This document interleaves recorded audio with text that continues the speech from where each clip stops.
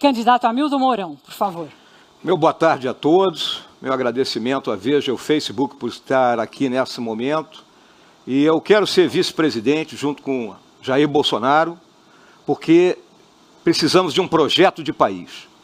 Precisamos de um país onde o governo seja austero, onde a moralidade seja tônica, onde a eficiência gerencial seja o ápice, não é, de qualquer governo que a gente entenda por esse nome, onde a confiança dos governados seja total nos seus governantes, onde o relacionamento com os demais entes da federação e com os demais poderes seja feito de forma republicana, com a política de P maiúsculo, não uma política do toma lá da cá, mas a política em torno de ideias, em torno de programas, recuperando a nossa autoestima, o orgulho de sermos brasileiros, a nossa economia e partindo no rumo do destino manifesto desse nosso grande Brasil. Quero dirigir ao general Mourão uma questão muito que o Rio Grande do Sul é um estado agrícola e o senhor é gaúcho como eu, mas o Brasil depende basicamente da agricultura, depende basicamente do superávit, a produção interna. Eu ouvi do principal assessor ou comandante da economia que vai cortar os subsídios para a agricultura, no caso da administração se vencer Jair Bolsonaro. O risco para isso, eu queria saber do senhor, se o senhor também concorda com o fim dos subsídios para a agricultura, que é um setor dinâmico e fundamental para a economia brasileira. Bom, agradeço à senadora a pergunta, até porque trata da nossa terra, senadora. A agricultura responde, o agronegócio responde por 25% do PIB do Brasil, né? Então não resta dúvida que nós temos que, inclusive, incentivar mais. Nós temos 5 milhões de produtores, dos quais 10%, que são aqueles produtores maiores, eles têm realmente assistência técnica, têm maior capacidade. Nós temos que nos voltar para os outros 4,5 milhões de produtores e a assistência técnica para esses produtores, que são os produtores familiares, os pequenos produtores, não é? Tem que ser feita por governo.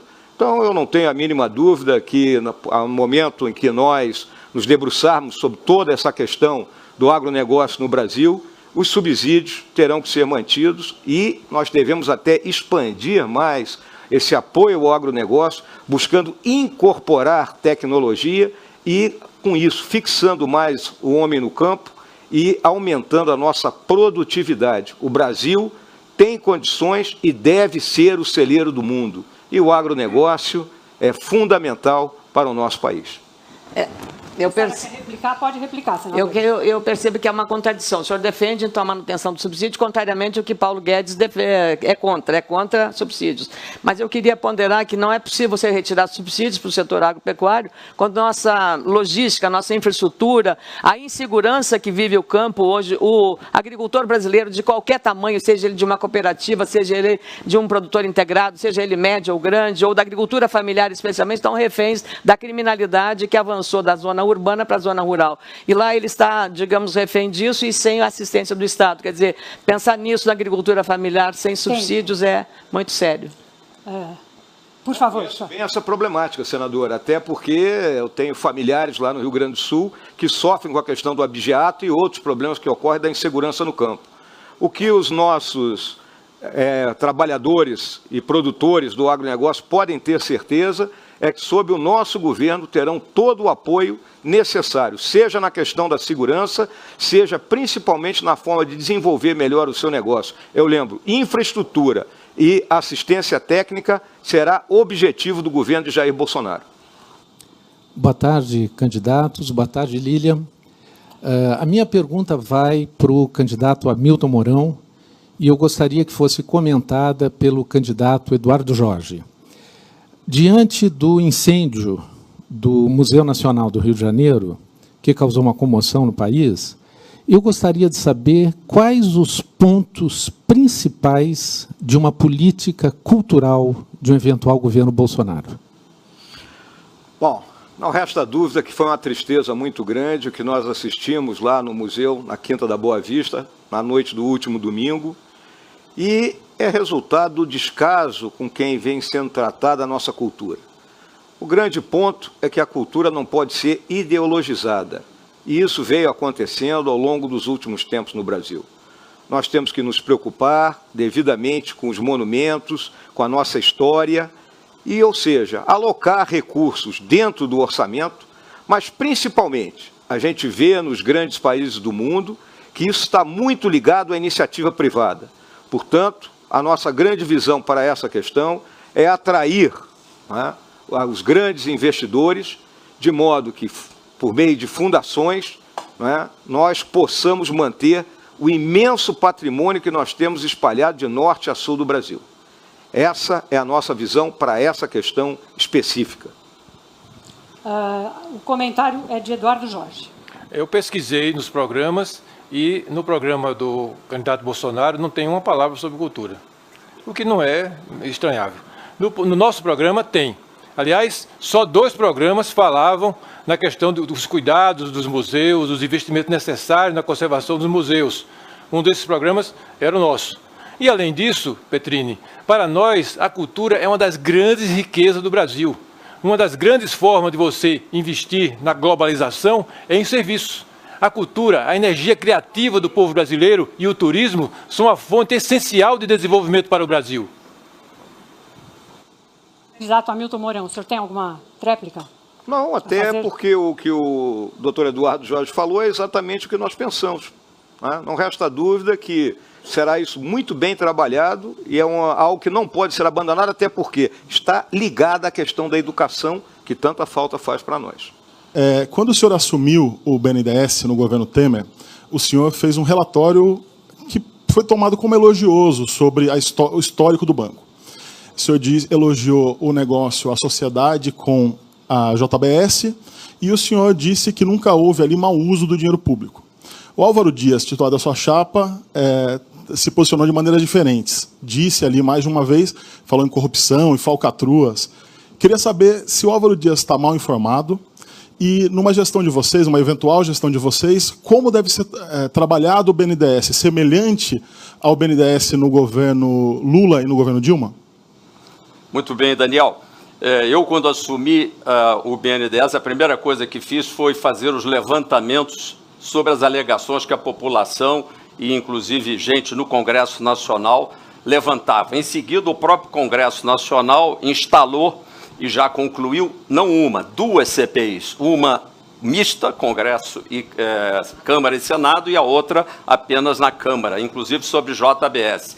Nenhuma das duas apurou nada e nós tivemos as portas abertas do BNDES e as 2 comissões internas que já lá estavam e que tivemos que concluir, também nada apuraram quanto à lisura dos funcionários que lá trabalham, ou seja, eles praticaram uma política de Estado. Álvaro Dias criticou uma política de Estado de privilégios, de ir fazer uma chicana financeira lá no resto do mundo para obter provavelmente propina no resto do mundo. Agora, o BNDES exportou serviços de engenharia, guindastes, tratores, estritamente brasileiros. O BNDES não consegue tirar financiar uma nota fiscal que não seja produzida por brasileiros de material estritamente no Brasil. Isso é que explica essa contradição.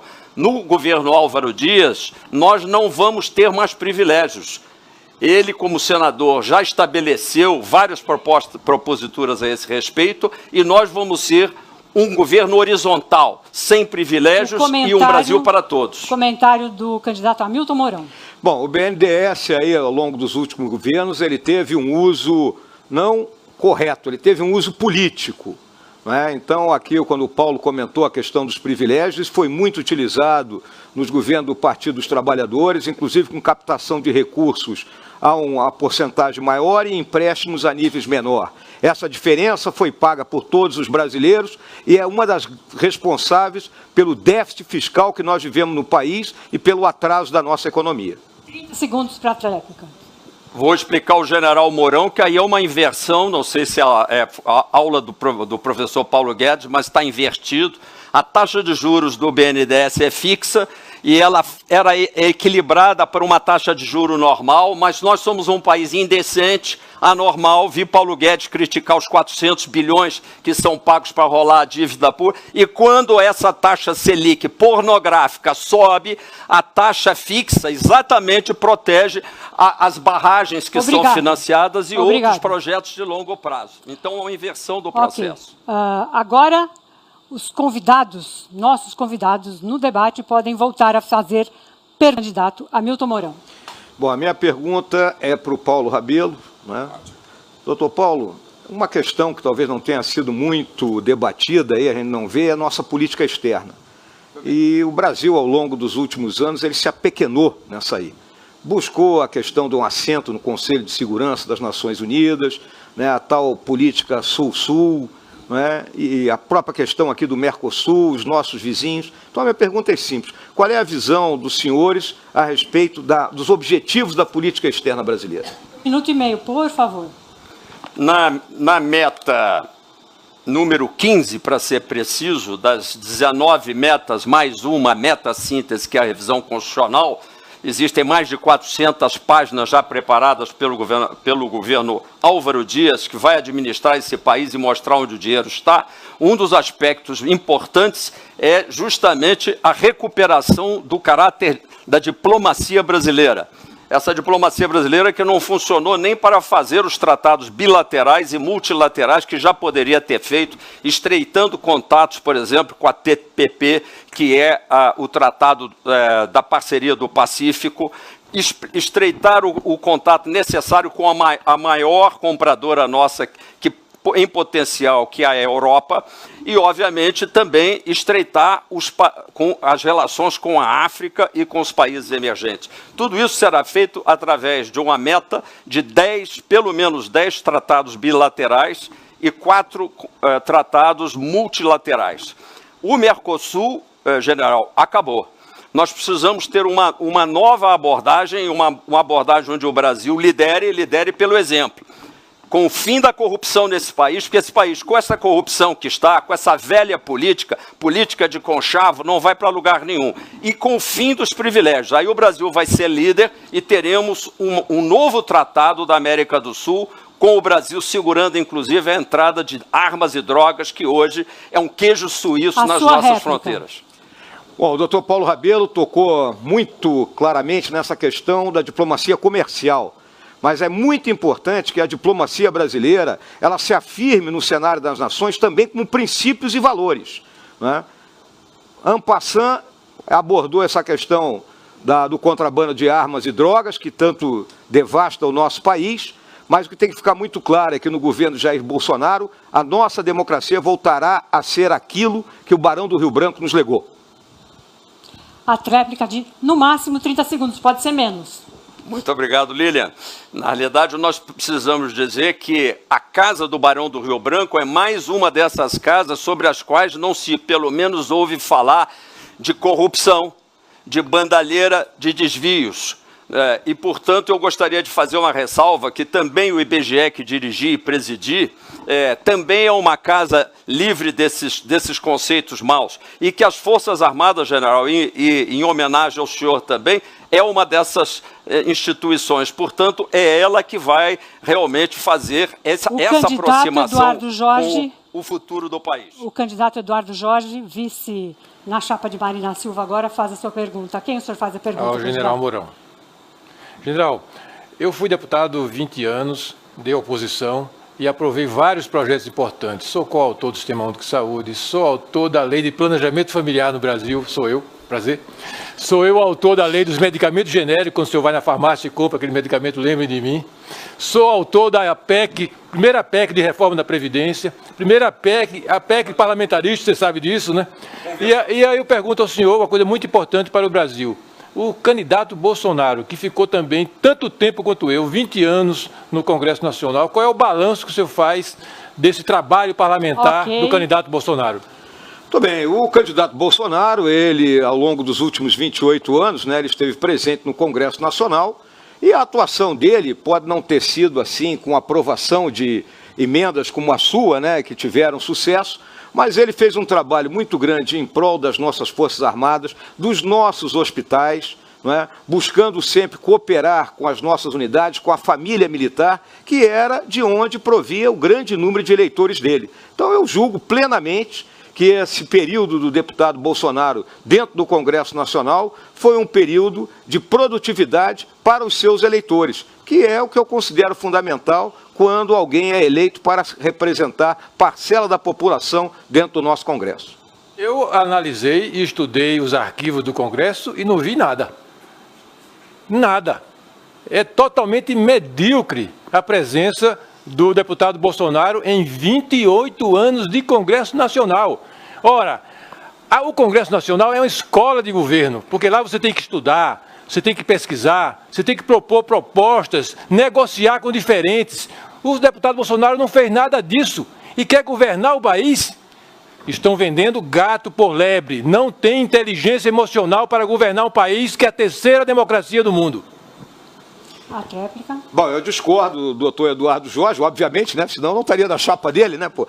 Eu deixo muito claro o seguinte, o presidente da República, ele é um comandante, ele é um decisor. Ou seja, ele tem que saber escolher os seus subordinados, colocar os homens e as mulheres certas no local certo, ouvir as suas linhas de ação e tomar a decisão. E Jair Bolsonaro sabe fazer isso como ninguém.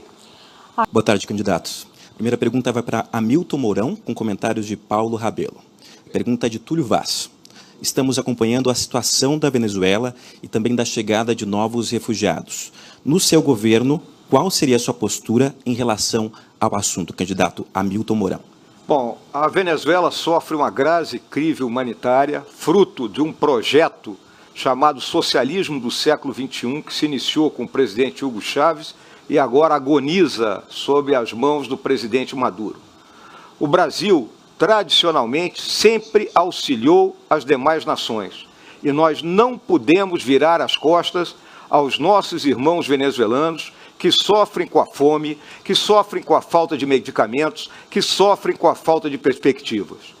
Independente de termos a totalidade do recurso necessário ou não, temos que acolher esses que chegam às nossas fronteiras na busca daquilo que a gente não pode retirar de nenhum ser humano, que é a esperança.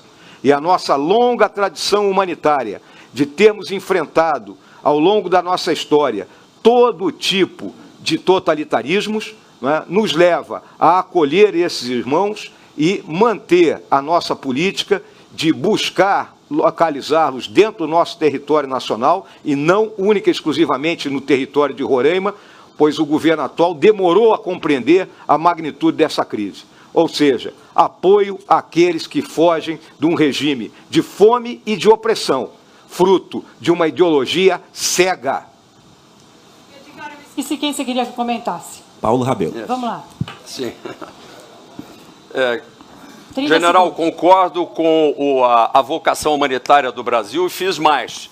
E assim fará o governo Álvaro Dias. Peguei o avião, parei em Boa Vista, fiz uma reunião com o general de brigada, General Dutra, que o senhor conhece, e depois fui a Pacaraima, conversar com a população que chegava na Operação Acolhida. Fui fazer uma visita local. E nós temos no nosso plano de metas o anúncio da criação de uma Secretaria Nacional de Imigração. São relativamente poucos Hamilton agora os candidatos. Sim. Eu finalizo apenas dizendo o seguinte, ainda no meu tempo na ativa no Exército, eu deixei claro aos meus companheiros do alto comando que a próxima missão de paz que o Brasil teria seria dentro da Venezuela. Então, qualquer um de nós que assuma o governo deverá olhar isso com muito carinho, porque essa nossa vizinhança é um problema e nós estamos assistindo isso replicar para dentro do território nacional. Edgar, Hamilton Mourão. Agradeço à Veja, à Facebook, essa oportunidade, a todos aqueles que nos acompanharam aí via internet. Agradeço aos meus contrapartes aqui pela lianeza de trato, muito bom isso. Mas eu quero dizer uma coisa, Jair Bolsonaro e eu fomos formados sob a égide que as palavras conduzem e o exemplo arrasta. Num belo dia de nossas vidas, abatemos nossas espadas perante a bandeira nacional e juramos defender a honra, a integridade e as instituições deste país com o sacrifício da própria vida. E é isso que Jair Bolsonaro fará. Liderará esse país pelo exemplo e nos conduzirá a um novo patamar como nação, sem jamais esquecer o bem-estar de cada um de nós brasileiros. Brasil acima de tudo e Deus acima de todos.